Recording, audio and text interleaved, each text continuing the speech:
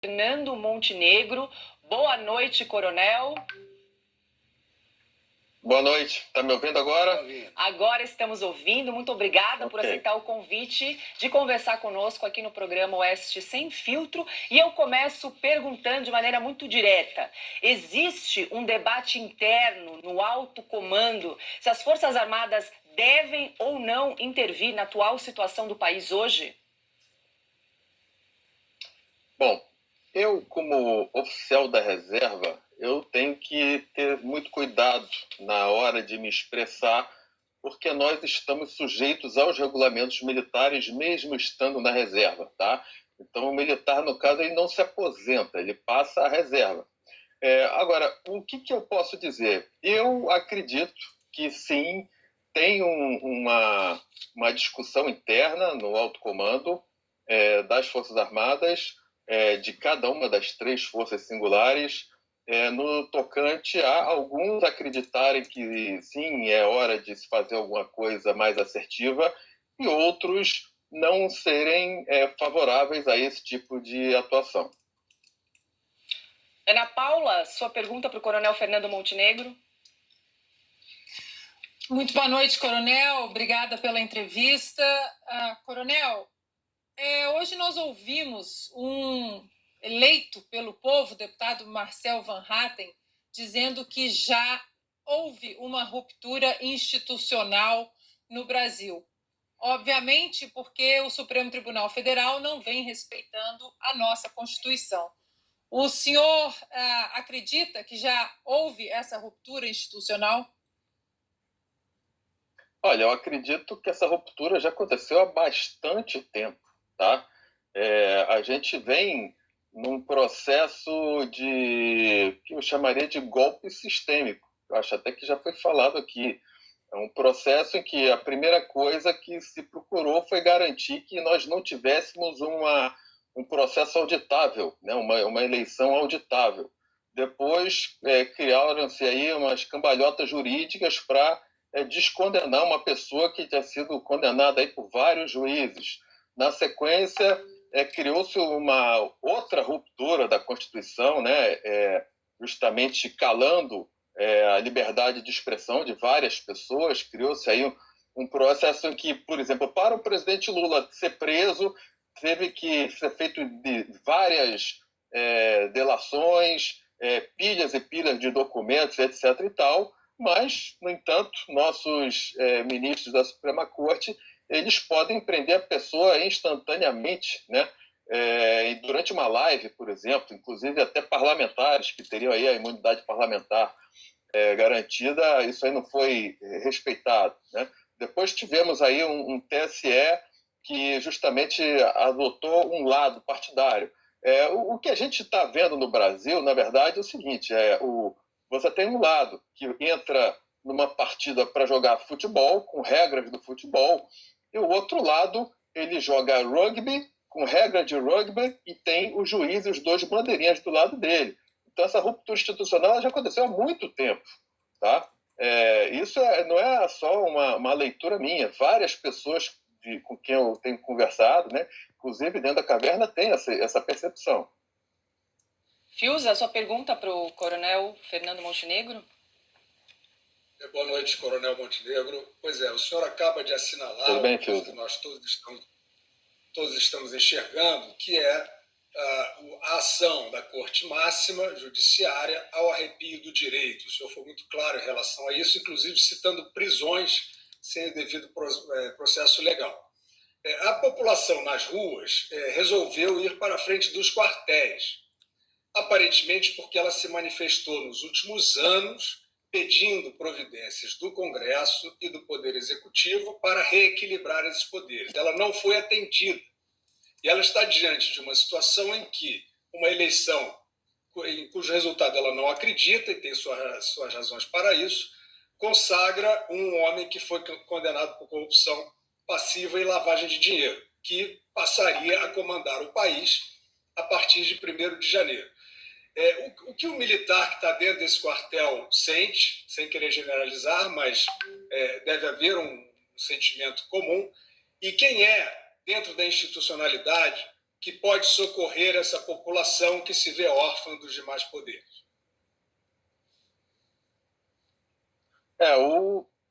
Dentro das armadas existe aí diferentes percepções, tá? Eu acredito que muita gente é a favor de um tipo de ação assertiva, outros ainda estão esperando não sei o quê, né? Algo esticar a corda mais do que já está esticada. Na minha percepção e de vários companheiros aí da ativa, da reserva, já houve essa ruptura institucional, né?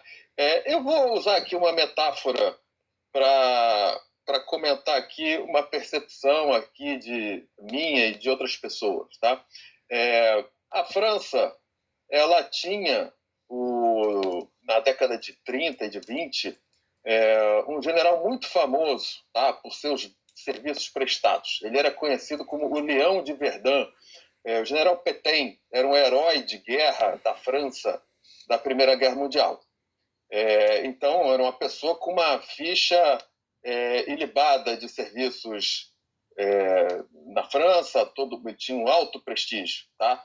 Mas isso se tornou simplesmente irrelevante quando a França foi invadida pela Alemanha, né? A França teve um desempenho patético, ridículo na Segunda Guerra Mundial, e o Pétain, então, ele acabou, ao invés de combater, ele preferiu, digamos ali, fazer um acordo com os nazistas, e aí foi criada, então, a tal da França de Vicq, né? Uma república da França de Vicq que era completamente subserviente aos nazistas, né, colaboracionista com os nazistas, né, deportando judeus para os campos de concentração. Então, o Pétain, ele conseguiu, de uma ficha de serviços espetacular, ele conseguiu ir para a história como um colaborador nazista, né? Ou seja, isso daí, determinado momento histórico, algumas pessoas, o que elas já fizeram no passado se torna irrelevante. Elas têm que escolher um lado, tá? E o Brasil, ele hoje está numa encruzilhada que é muito complicada. Eu não vejo como dar certo o status quo que se pretende manter a partir do resultado, digamos, dessa eleição democrática, que é uma eleição que faz questão de manter inauditável, né? Então, para mim, isso não faz muito sentido e eu acho que isso é a causa da indignação de vários brasileiros, né? Então, eu espero que, assim, no Brasil, algumas pessoas não façam a opção do general Pétain, entende? Agora, 18h35, a gente está conversando ao vivo com o coronel Fernando Montenegro. Pergunta agora de Augusto Nunes. Coronel, os ministros do Supremo têm repetido nos últimos dias que decisão do Supremo tem de ser cumprida. O senhor acha que decisões ilegais devem ser cumpridas? Olha, quando a gente entra no Exército, a primeira coisa que a gente aprende é que ordem legal não se cumpre, tá? E se alguém quiser escalar a crise, você, tá bom, eu acho que essa ordem é ilegal, não é legal, você pode até pedir a ordem por escrito e ver se a pessoa resolve escrever, mas, em princípio, a gente não cumpre ordem legal, tá?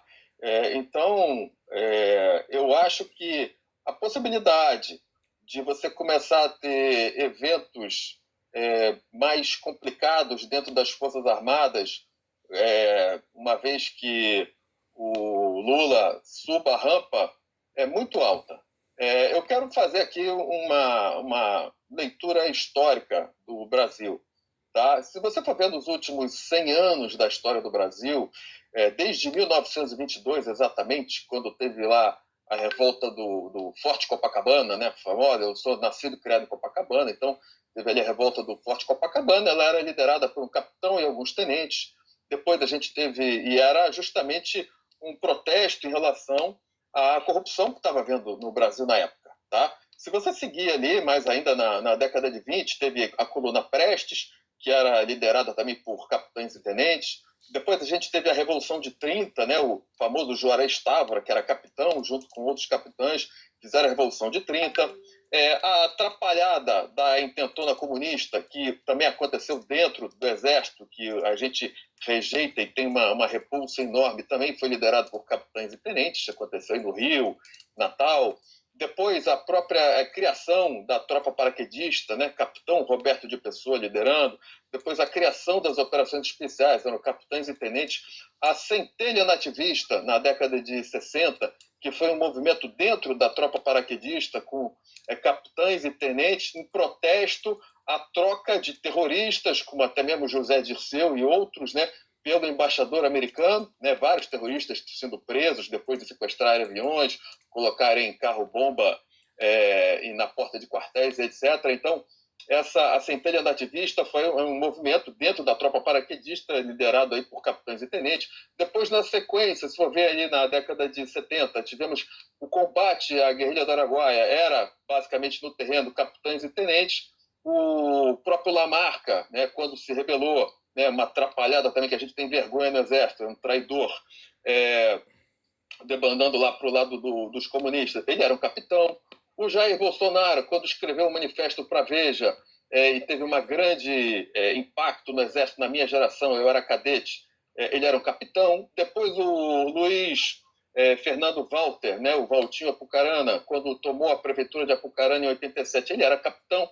Então a gente olha que, assim, historicamente no Exército, com exceção ali do Marechal Lott, na década de 50, que ele bancou a posse do JK, né, que tinha como vice o Jango, que os militares não queriam, era o Marechal, e a própria Revolução de 64, que teve o start com um general de brigada, o que a gente chama de brigadinha, um general de 2 estrelas. Tá? Então, assim, historicamente no Exército, não dá para você dizer que a iniciativa ela vem em crises institucionais, políticas internas.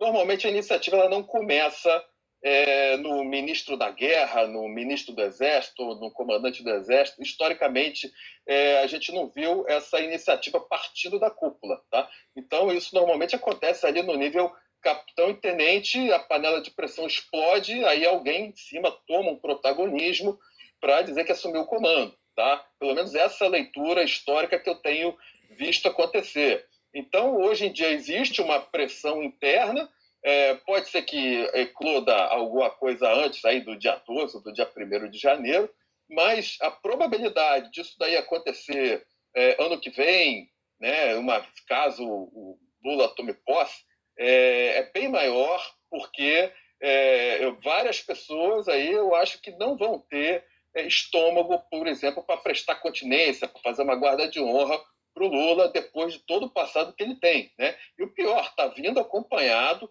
de um grupo da pior estirpe, né? Várias pessoas condenadas por crime. Então, nas Forças Armadas, até nas polícias, para você ingressar, você tem que apresentar um atestado de bons antecedentes criminais. Como é que você vai? Imagina na Academia Militar das Agulhas Negras, no evento de entrega do espadim para os cadetes, falar o cadete faz o juramento dele, receba o sabre de Caxias com o próprio símbolo da honra militar, e no palanque você tem lá um descondenado, com ministros aí com um passado extremamente complicado e até sujo, né? Então isso daí é uma coisa muito visceral para que seja aceito dentro das Forças Armadas. Então eu acho que, assim, a possibilidade de começar a ter problemas internos é muito grande, conhecendo a natureza das Forças Armadas, né, onde eu fiquei lá 3 décadas. Maravilha, nós conversamos ao vivo com o Coronel Fernando Montenegro. Muito obrigada pela entrevista, uma boa noite. Boa noite, obrigado a todos. Agora 18 horas.